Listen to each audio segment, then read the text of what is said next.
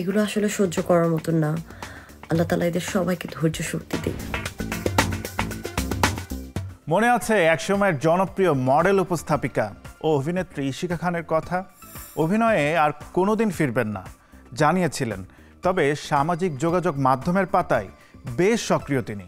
সমন্বয়ক সার্জিস ও হাসনাতের জন্য 2 হাত তুলে কিছু বললেন ইশিকা। জানবো বিস্তারিত।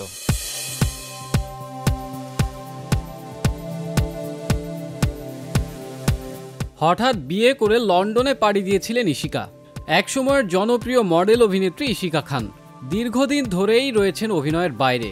স্বামী, সংসার ও সন্তান, এই 3 শতেই আবদ্ধ রয়েছেন তিনি। এক সাক্ষাৎকারে ইশিকা জানিয়েছিলেন, আমি আর কোনোদিনও অভিনয় করব না, বরং হিজাব পরব নিয়মিত।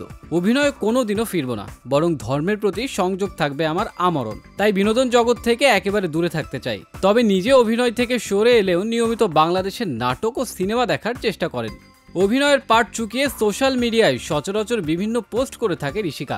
সম্প্রতি বৈষম্য বিরোধী ছাত্র আন্দোলনের সমন্বয়ক হাসনাত আব্দুল্লাহ সার্জিস আলমের বহরের একটি গাড়ি দুর্ঘটনার কবলে পড়ে। এতে গাড়িটির সামনের অংশ দুমড়ে মুচড়ে যায়। চট্টগ্রামে নিহত অ্যাডভোকেট সাইফুল ইসলাম আলিফের কবর জিয়ারত শেষে ফেরার পথে চট্টগ্রাম কক্সবাজার মহাসড়কে দুর্ঘটনা ঘটে। তবে এই ঘটনায় 2 সমন্বয়ক অক্ষত অবস্থায় থাকেন।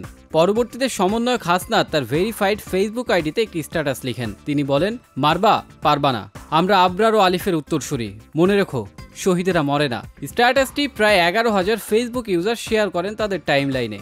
অভিনেত্রী ইশিকা খানও তার ভেরিফাইড পেজে পোস্টে শেয়ার করে লিখেন, আল্লাহ হাসনাত ও সার্জিসকে হেফাজত করুন। সাথে ইশিকা 2 হাত তুলে প্রার্থনার ইমোজি যুক্ত করে দেন। পরবর্তীতে দুর্ঘটনার বিষয়ে সার্জিস একটি বার্তা লিখেন ফেসবুকে, সেটিও শেয়ার করেন ইশিকা।